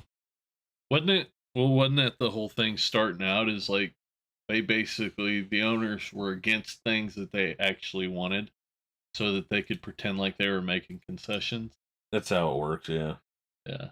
I mean, like, you can't just say, oh yeah, everybody wants the universal DH. Like, we want more offense in the game. The owners want more offense in the game to sell more tickets. It adds 16 roster spots, to aging veterans that make a lot of money. So okay, yeah, that's good. You can't do that. Like, the owners have to say, no, we don't want to pay those players, so they can use it as a bargaining chip to get what they actually want. That's the way it works. It just sucks. Like it's business, and I'm not very good at business. Like, I'll just tell you, this is the way I got to have it. This is the way it's got to be. If you don't want it, take it. Take it or leave it. Yeah, I'm not. You can go shop around. Yeah, come back. My offer's good. You've been here before. You've been here a little while. I might not see much, but I hear everything. He comes back and he's like, "I got this deal." I'm like, "Yeah, I know. I heard. Paid this much for it." I'm like, "Yeah, no, I heard." He's got a speaker up there. Yeah, I do. I've got a Ring doorbell cam over mic. The deal cam. I wish we did. We could live stream that stuff. Yeah, that'd be fun. We talked about that when we started this, having some deal cam is what we call deal it. Cam. Deal cam. Yeah, nobody wants to watch that. Nah, nobody wants to watch that.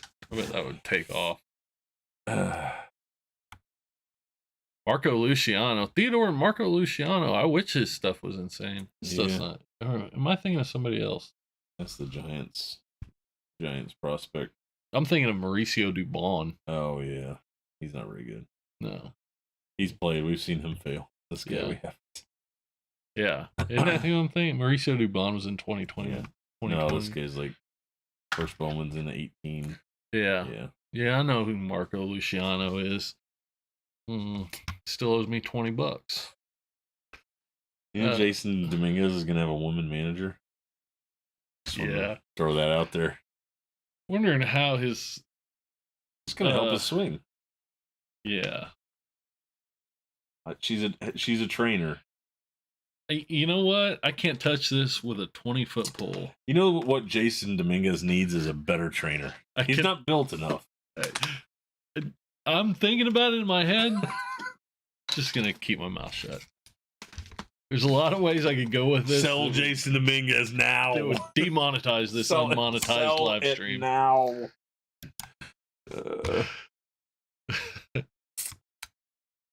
Whoa! What just happened? Market Mover says buy Pokemon. Well, now you know, and knowing's half the battle. Andy Reid must have the record for most unused timeouts. I like that. We don't need him when we're up 30. That's right. True. Packers Titans Super Bowl. The sports investor dude, watch the video when he's at SGC. And he says the card should be like a 6 or a 7, the 53 mantle. And then the guy goes, "Well, you're a little high here. It's probably like a 4.5." Like, that should tell you everything you need to know.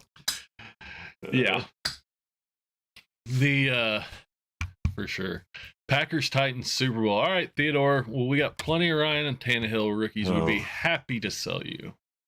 So nobody would watch that game. No. I'd fall asleep in the first quarter. God, Aaron Rodgers is such a douche. Handing off to Derrick Henry 30 times. I do not like Aaron Rodgers. Let's set football back 30 years. Yeah, right. Yeah, we've talked about that Mac Jones Donruss card several times and how that was looked to be heavily manipulated. Yeah. I don't even know if anybody ever bought one, honestly. Like, I'm sure there were some sales, actual sales, but yeah. I bet the first person that bought one had 30 of them waiting in the wings, or 100 of them, or 200 of them.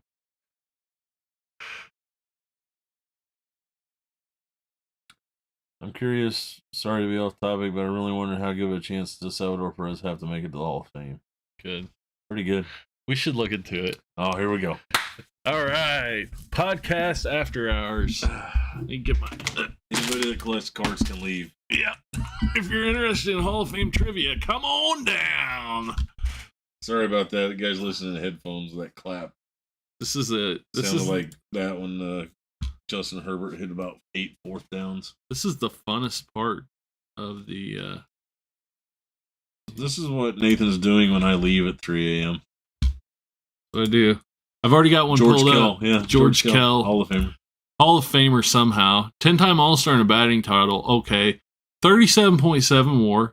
played, born in 1922. 38 WAR, 78 home runs, 306 lifetime batting average. I mean, that's good. 112 OPS plus hitter. Is he a second baseman? No. He was a third baseman and a first baseman. And this is not dead ball era baseball. George Kell played from 43 to 57, so a 14-year period. Hit 78 home runs. Did not take off for the WAR. That was Mike's first question, is like, do you have missed time? Mm-hmm. Guys get credit for missed time. Nope. And then you said, so what? How did you put it? I forget what you're talking about. You said, so he played. Basically, you said he played subpar against, or he played mediocre. Oh, he played mediocre versus subpar pitching. Yeah. Yeah. He had 268 when half the league was at WAR. Yeah. But 10 All-Stars, and none of them during the war. Well, Korean War maybe. He led the league in hitting there, 340. Yeah, he had a batting title. He had like, I mean, what was Ted Williams hitting in this time period? 380. Yeah. So, I mean, it's all right. Yeah. But, yeah, lifetime 306. I mean, that's good. I mean, 78 home runs is weird in Detroit. That's weird. Yeah. It was a big park then, I think. I think they moved fences. I know center field was massive. Oh, was it? Yeah. You couldn't reach center field at all. What was it called? Their old Tiger Stadium. Tiger Stadium. I think it was like 440 to center field. But that's the one that Cecil Fielder hit it like literally out of the stadium. And Reggie Jackson. Yeah. In the 73 All-Star game when he hit the light tower. Yeah. Like you could hit a home run there. It wasn't that hard. It wasn't 78. impossible. It wasn't 5 per season hard. Let's see. Why does he so he's not a terrible defensive player. This is this 5 minutes of bashing George Till is sponsored by the Chicago White Sox. That's right. Chicago White Sox we will beat the ball. We will have White Sox. Yeah, Our Sox are very clean. We have more hitters than we know what to do. He was a Philadelphia A. I didn't even know that. Yeah. Till 1946. I just thought he was a Tiger forever. So I asked you earlier when the Philadelphia A's moved to 67. Kansas City. Yeah. Mm-mm. Oh, Philadelphia to Kansas City, 55? 50. Yeah, 54, 50. Pretty sure it's 55. Okay. Pretty sure it's 55. Because while I was asking you that, I was looking at 55 Bowman, and definitely in 55, they're Kansas City. They were in Kansas City. In 55 Bowman, they're in Kansas City. Yeah. But I think before that, I had looked at 54 And they're Philadelphia. Bowman, and they were Philadelphia. I think. It was either 54 or 53 Bowman. Because that's my life. It's awesome. It really is. Like, that's the type of stuff that, like, you've learned a lot here. You just don't get to experience. You should pull up that video. Remember when the first vintage video you did of mine? Oh, my cards? Yeah. You should pull that up and watch I it. would still probably be pretty bad. I don't know. Like, just with You'd be thing. much better. Yeah, I probably wouldn't. But, yeah. How about we don't pull that up? It just shows the great amount of education you've had here. All right. Have your laughs. I'm an excellent learner. It's demonetized. He cusses a lot. There's literally -3 people watching right now. We're still in George Kell. Hey, where were we going with Salvador this? Perez. Oh yeah, Salvador Perez is most likely a Hall of Famer. There are a couple caveats though. So 7-time All-Star, he gets in with All-Stars. His WAR is terrible though. Like he has 30 WAR. He's literally a league average hitter. Yeah, and at 126 OPS. That's not. Oh, No, career that was 104. This was his best year. League average hitter, right? Yeah. But he's still got 3 times That's okay as many as a home catcher, runs though. as George Kell. Yeah. I mean, He has 200 home runs, and 1/4 of them were this year. Yeah. He needs some more seasons. He needs more WAR. And I hate to say that, like that's all that matters. Because it's not. I mean, he had 5 WAR this year. He only has 30 for his career. Yeah. He hit 48 home runs to do it. We didn't play in 2020 hardly at all, right? Yeah, right. And not much 2019, right? I don't think so. Yeah. So, yeah, I mean, we go down here, 2019 did not play at all. 37 games. 37 games in 2020.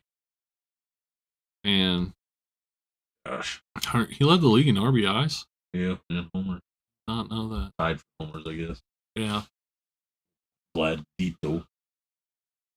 So, where Salvi gets hurt is pitch framing, I think. It's not his arm. He's got gold gloves. He does have gold gloves. Yeah. I mean, catcher's such a weird position. Like it's Johnny Bench and like Yogi Berra, and then you got to pick offense or defense. I mean, he's Tim McCarver. Let's look it up. I mean, he's got positive defensive WAR. Yeah. I mean, he had 5.1 in 2013. Yeah. So, well, somehow somebody was saying something in the channel how they weight offensive WAR more than they do defensive, so that's why it doesn't add up the same. I see. So like 21 and 15 or whatever should be 36, but it shows 20, 30 basically. Makes sense. They weight them differently. So I mean, he's 31. This will be his year 32 season. I mean, how much WAR can he get in 6 years playing as a DH? I mean, he can get 20. He's not going to DH, though, for at least probably 2 years. Full time. Yeah. I don't know how many games he played at catcher this year. But he played in almost every game. What was it, 161? 161. I don't know. 111, 120 of those at catcher, maybe. So, Yachty's pretty much a shoe-in, I think. Mm-hmm. He's only got like 45 WAR. What's Tim McCarver's WAR? He just got in. I know what George Kells is. Yeah.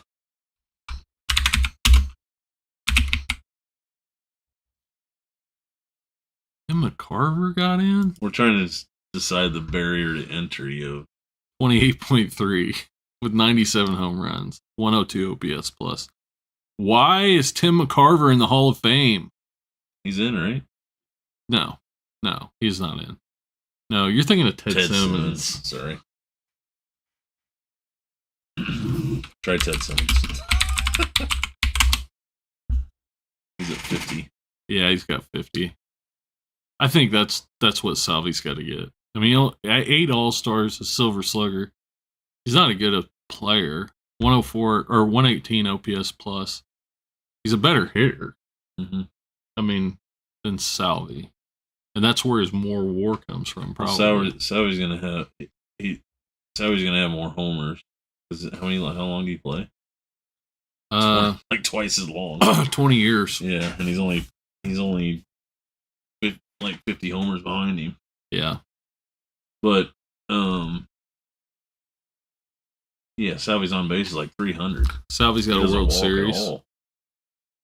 Carver ain't got no World Series. Or Ted Simmons ain't got no World Series. Gotcha. Dang it. He's got no World Series MVP. Ted Simmons is the World Series champion? I thought he did with like the Brewers, maybe. Maybe he is, actually. Hold on. Oh, I don't know.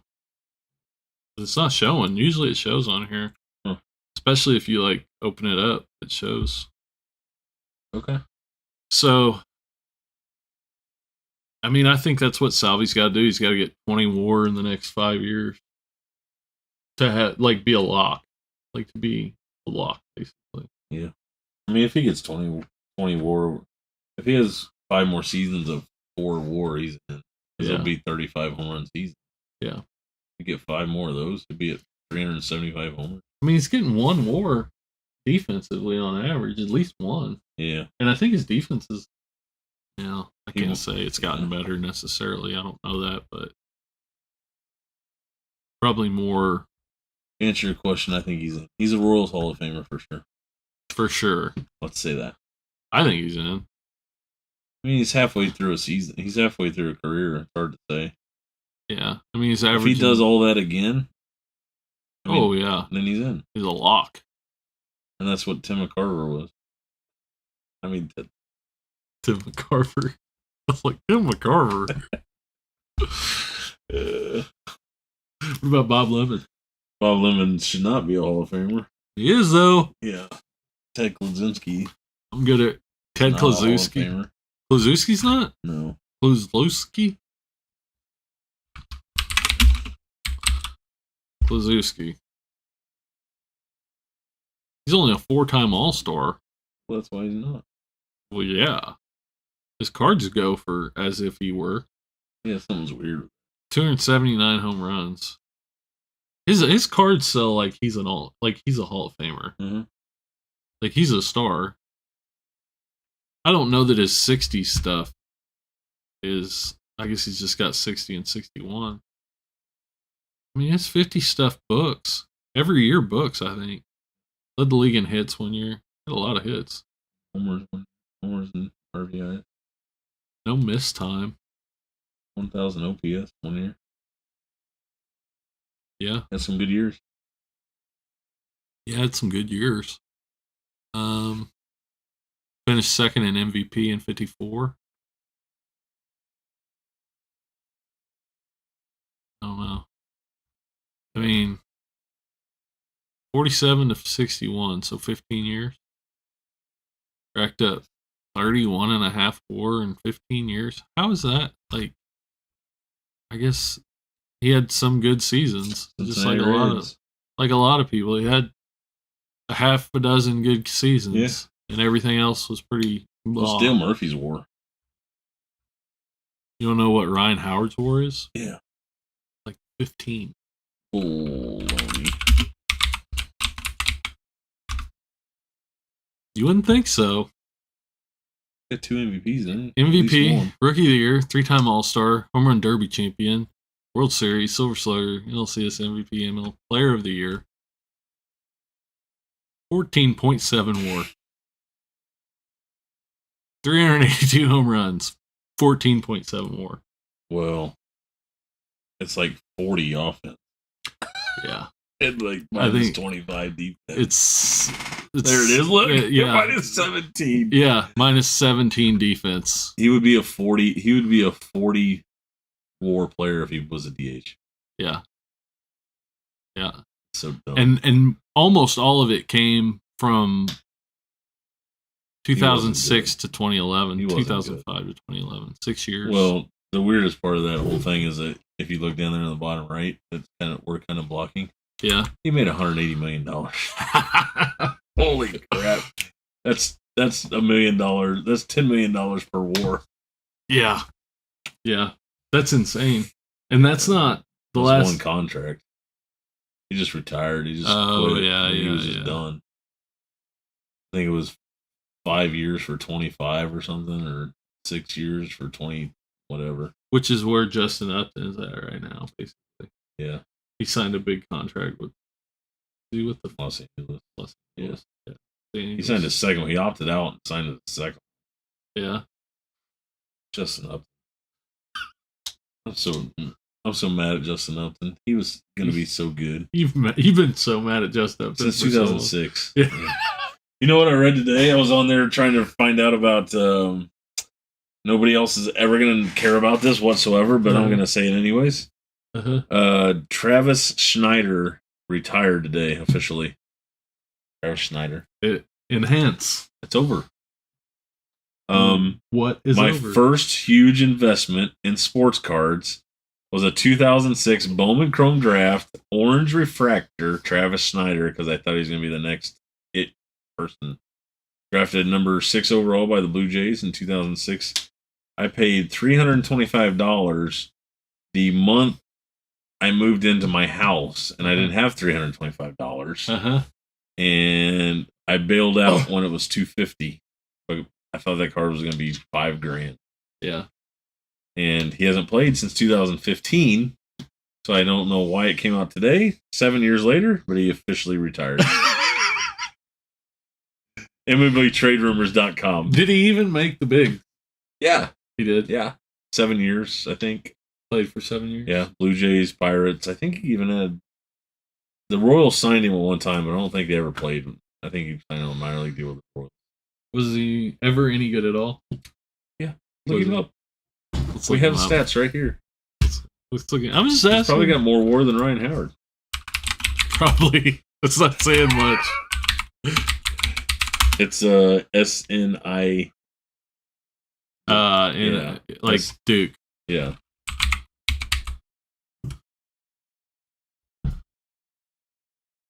Okay. All right. Born in 88. 4.3. 54 bombs. 54 home runs. Wow. This is when This was my huge investment. This is when Mike decided. Oh, I was so happy in 2008 when they called him up as a 20-year-old. Really? I was so happy. But you didn't have the card anymore. Yeah, I did. Oh, you held on to it for like it took years. that long for it to go down? Yeah, because in 2008, it was 2006, but 2008 he's 20 years old getting a cup of coffee. Yeah. I don't remember exactly when I sold it, but it had to be 2009. We bought our house in 2009, so I might have bought it in 2009. Oh, you might have bought it in 2009. But it was a 2006 Bowman 2006 Bowman Chrome. Oh, I thought you said you bought it in 2006. No, it was a 2006. I bought it when it was $325. Okay. Yeah. I'm like, you At held one point, a I might have had card 2 of them. for 3 years? Oh, that card. Zero chance. That card I was going to hold for 20 until he went to the Hall of Fame. Till you loved. Now I can sell it. Yeah, now, it was part of your officially retired. It was part of your PC. Yeah, it's my PC. Yeah, my PC is just cards other people don't want. Hey, here's my PC. Emmett Smith. Show off my PC. That's no Kane McClure. This guy from Missouri. Yeah, I played 3-on-3 ball with that guy. Jeff City. Yeah. Elias. It's too Why hot is to this focus. not? Oh, that's hot. No Kane. Bo. That's up, Reuters. Sam LeCure. He was a good pitcher for a while. Yeah. We need to look him up. Played 3-on-3 ball. This guy grew up right down the road from me. I don't know why I'm even trying to do this. There's literally nobody watching right now. There shouldn't be. Lonnie Smith plotted to kill the general manager of the Royals.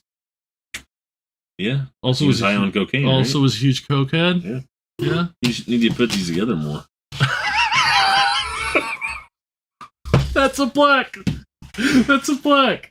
Give me a frame. Say no to drugs or this happens to you. Bob Hamlin minor league card. This is the type of stuff that IPC. Stuff that is not worth anything. That's why I keep it. Can't lose 2 Sam McClures. You got 2 of them. I got 2 of them. Who needs just 1? Well, somebody else I might want to give them one to a friend. Yeah. Maybe you'll sign one for you someday. I don't want his signature. It's not worth anything. I'm not going to friggin' stroke the dude.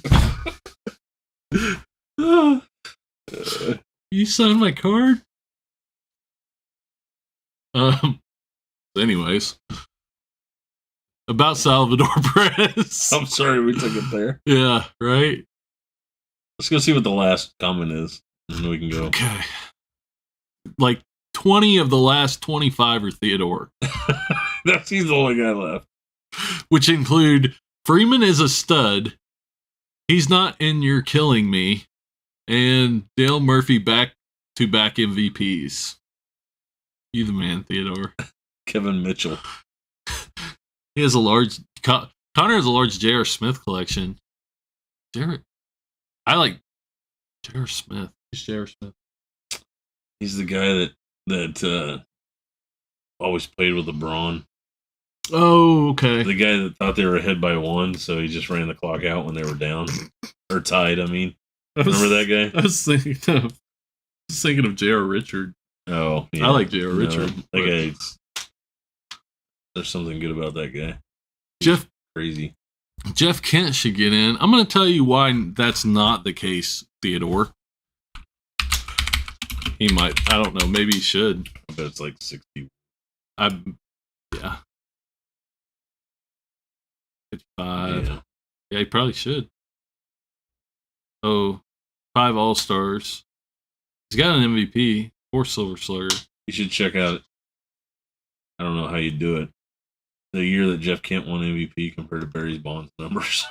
Oh, we'll just have to remember him. Okay. Barry Bonds must have been hurt. No, he was hitting right in front of him. Jeff Kent wins the MVP with 1,000 OPS. 34 with 34 homers. With 34 homers. Yeah, 33, 33, 34. And didn't lead the league in any category. Then we go to Bonds in 2000. You know it's got to be stupid. It's going to be insane. 7 MVPs. I'm guessing he won the years before and after this. Like, if I was guessing, I'm just going to... That was the year Bonds hit 49 in front of him. I'm going to guess that this is 2000. Yep. I'm not looking, but I'm going to guess. It is. Jeez. Bonds hit 49. He hit 33. Bonds had 1127 OPS. Jeff Kent had, like... 940. Yeah, 10 something, maybe. Yeah, 940. 700 slug. Ugh. That was the year that... I think 2000 was the year that Sosa led the league with like 60 homers, right? Something like that. How does Jeff Kent get the MVP that year?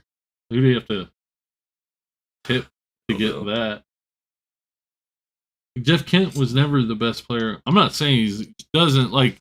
I'm not saying you're wrong, Theodore, at all, because like those numbers probably do. If he's as not a second baseman, those numbers count. But he wasn't really a second baseman. That's the whole point. Mm-hmm. Like he played second base, but he was a first baseman playing second base. Yeah. I mean, really. Yeah. Like he wasn't getting anything extra. He wasn't a second baseman. Yeah. So, I mean, you could use him, but yeah. Did he ever have any steroid ties besides playing next to a guy that you could have? I don't think so. You could have failed a drug test just by standing next to him? By being locker next to him. Yeah, right. Exactly. I don't think so. I don't remember him being a guy like that. I mean, there's no connection to Jose Canseco and Mark McGwire, right? Just because they play on the same team. He went to Houston. He started out as a Blue Jay and then went to the Mets in Houston. Yeah, I don't know. I think one of the big things people don't realize about steroids is steroids doesn't give you big muscles. It just increases your recovery capability, your recovery time. So you can work out 8 times a week instead of 4.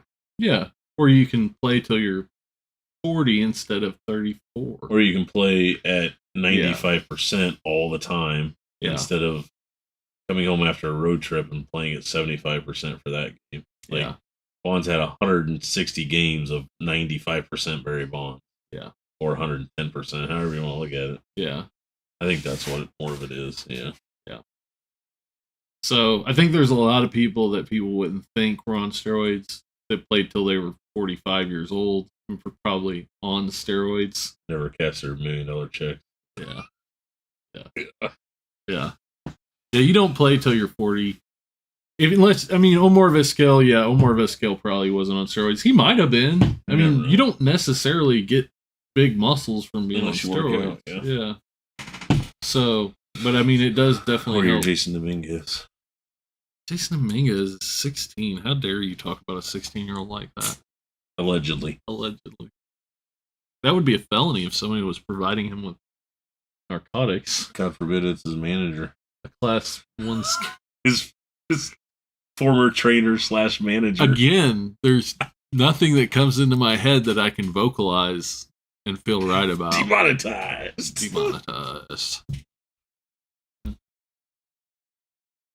Name dropping scrubs.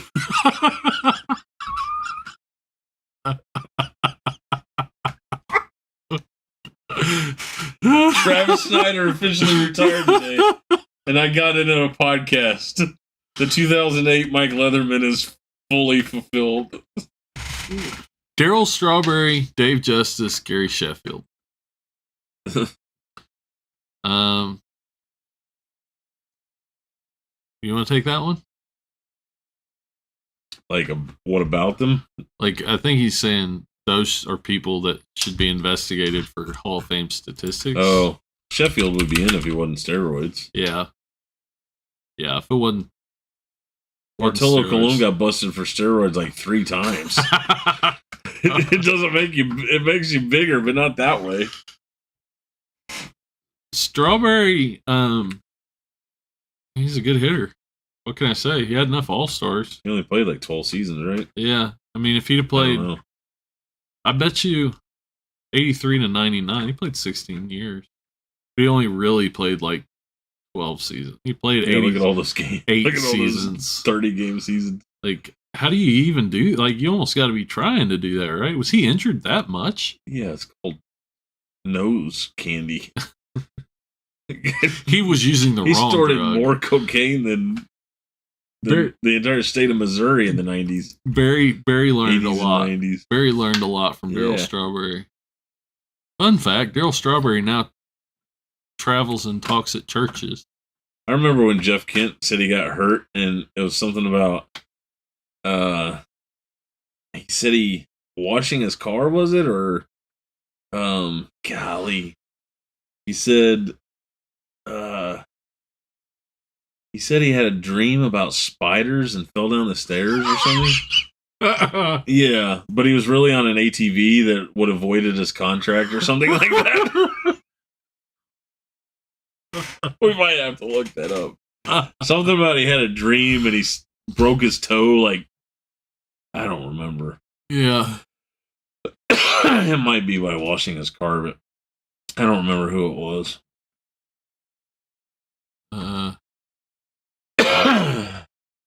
He said he did it while washing his car. Yeah. All right, and now people are fighting about who did not do steroids, and that's what we hope to accomplish with this podcast every week. Oh yeah, just let it run. I think we should call it. Yeah, just let it run. Okay. Thanks, guys. Thanks, everybody. Travis Snyder. Goodbye. Bye. Last time we talk about you. Carlos Baerga. How do I turn this thing off? Carlos Baerga. He's one of those guys I see his name and I can't not say it. Baerga. Baerga. How do I turn this off? This is instrument. Interesting.